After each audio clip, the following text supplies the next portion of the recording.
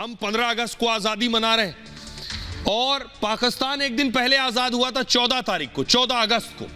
हिंदुस्तान बेमिसाल लेकिन पाक कंगाल। अब ये रहे नहीं पीएम, ये तस्वीर आप देख रहे हैं, प्रधानमंत्री ने तिरंगा फहराया लाल किले से। लेकिन अब अगली तस्वीर जो मैं आपको दिखाऊंगा वो भी आपको फख्र से भर देगी। ये देख रहे हैं, ये बुर्ज खलीफा की तस्वीर है। फुल स्क्रीन लीजिए जरा, जहां तिरंगा आपको दिखेगा, फुल स्क्रीन लीजिए।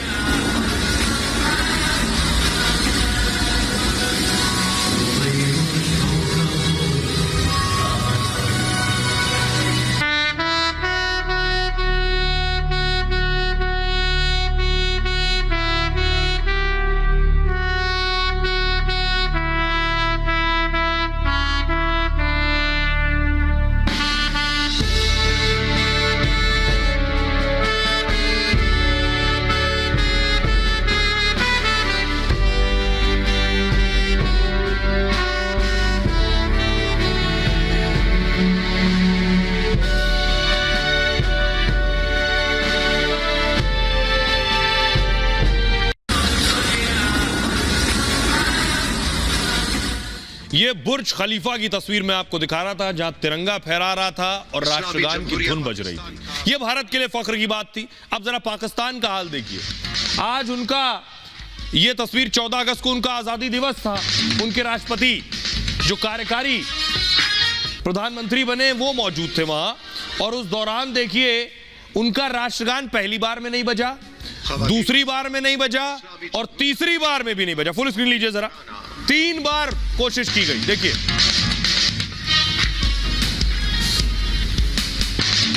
दूसरा प्रयास हुआ, फिर नहीं बजा, और तीसरी कोशिश हुई। अब आपको बताता हूं कि 76 साल बाद देखिए भारत आज कहां खड़ा है और पाकिस्तान कहां खड़ा है। हमसे एक दिन पहले आजाद हुआ था, तकनीकी रूप से तो हमसे एक कदम आगे होना चाहिए था अगर सब कुछ ठीक रहता। लेकिन हाल देख लीजिए, एक पूर्व पीएम जेल में है, दूसरा वाला दान मांग रहा है। भारत का दुनिया में दबदबा है और इनकी पहचान क्या है? मांगने वाली, भिखारी देशों की पहचान। भारत श्रीलंका जब कंगाली में था तो श्रीलंका को कंगाली से भारत ने निकाला, और यह कर्ज के लिए दुनिया के सामने गिड़गिड़ा रहा है। G20 की अध्यक्षता भारत कर रहा है, यह सदस्य तक नहीं है G20 के। 5वीं बड़ी अर्थव्यवस्था हिंदुस्तान है और यह 25वें नंबर पर पाकिस्तान। जीडीपी पाक से 800 गुना है। जी हां, 800 टाइम्स पाकिस्तान के मुकाबले। जीडीपी $376.53 बिलियन है। विदेशी मुद्रा भंडार $567 बिलियन है, इनका $9.93 बिलियन। 34 देशों के, भारत ने दूसरे देशों के भी 417 सैटेलाइट भेजे। अब तक कुल जमा 5 सैटेलाइट भेजे। फवाद चौधरी को सुना आपने, क्या जहनियत है।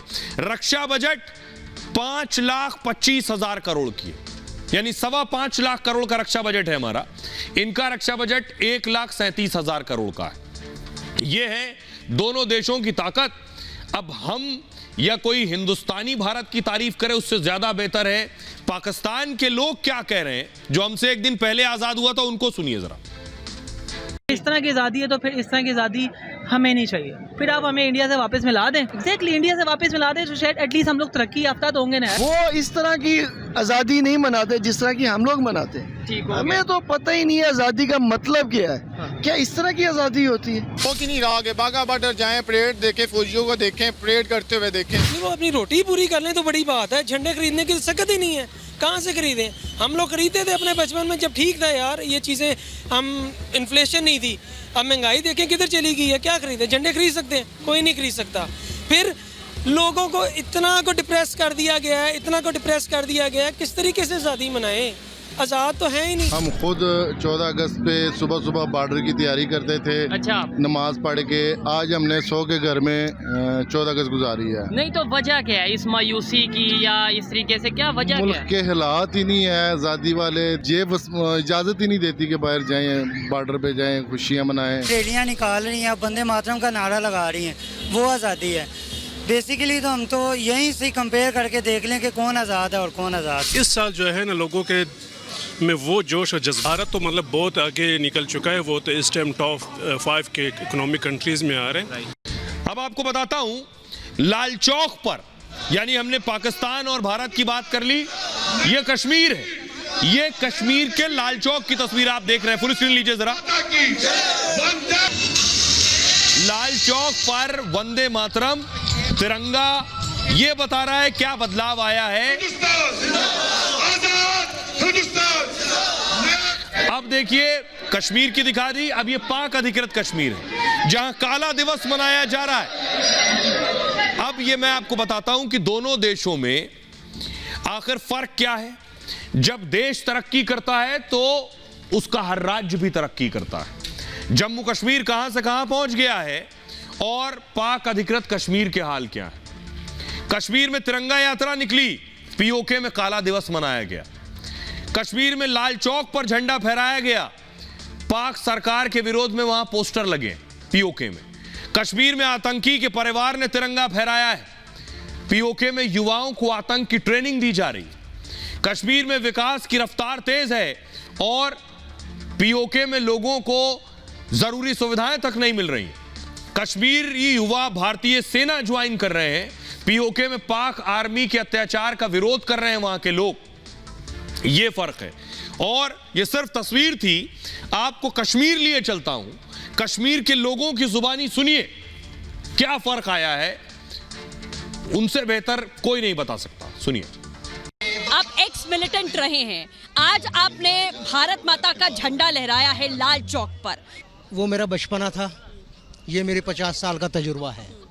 मैं एक अजीम देश का रहने वाला हूँ, एक खूबसूरत देश का रहने वाला हूँ। शायद मुझे लगता था कि जब मेरे हाथों में बंदूक थी मैं हीरो था, लेकिन वो मेरी गलतफहमी थी। असली हीरो मैं आज हूँ। मेरे लिए ज़हे नसीबी और खुश नसीबी की बात है, मेरे लिए ज़हे नसीबी और खुश नसीबी की बात है कि मैंने इस भारत का झंडा लाल चौक के अंदर लहराया और फ़ख्र के साथ लहराया अपने देश का झंडा। ये सियासतदान है, लीडर इनमें से किसी को मैं नहीं कहूँगा। मोदी जी एक लीडर हैं, मतलब इस वक्त जो कह रहे हैं वो कोशिश कर रहे हैं, लेकिन मैं इनको जो हमारा ही एक हिस्सा है कि नफरत की भाषा को छोड़ दें। पुराना कश्मीर नहीं रहा, जिस कश्मीर में आतंकवादी आकर धमकियां दिया करते थे। हम भारत माता की रक्षा के लिए आज रोड पर निकल पड़े हैं और जीवन भर ऐसा ही इस भारत माता की रक्षा के लिए आगे रहेंगे। ऐसा माहौल हमने कभी नहीं देखा यहाँ पर। बहुत ही बढ़िया, बहुत अच्छा अनुभव हो रहा है। ऐसा महसूस हो रहा है कि आज पूरा भारतवर्ष इस लाल चौक पर पहुंच चुका है।